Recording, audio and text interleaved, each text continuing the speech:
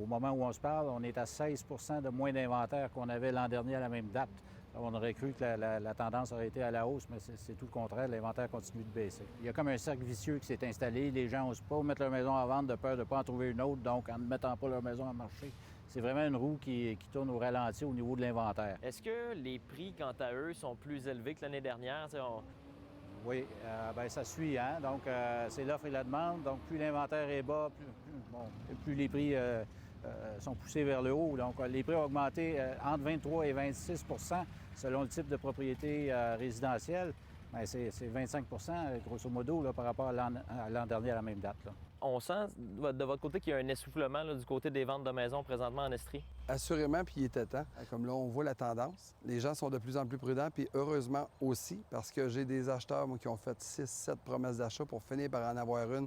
Ils étaient très contents, mais on avait toujours dans l'idée qu'ils payent un peu trop cher. Même si la quantité de maisons disponibles est moins importante que l'année dernière, il y a quand même des phénomènes qui commencent à s'estomper, soit d'acheter une maison sans inspection ou qui nécessite de nombreux travaux, et la surenchère aussi commence à s'essouffler. J'ai justement hier un client qui a choisi de se désister. Il considérait qu'il payait à la maison un juste prix. Mais il y a des choses qui étaient moins à jour qu'il aurait dû. Puis ça l'a inquiété à dire on ne pourra pas s'entendre. Déjà là, le prix est déjà assez haut que non, on ne pourra pas s'entendre. Donc, il s'est retiré de la promesse d'achat. Mais avant ça, il aurait resté là.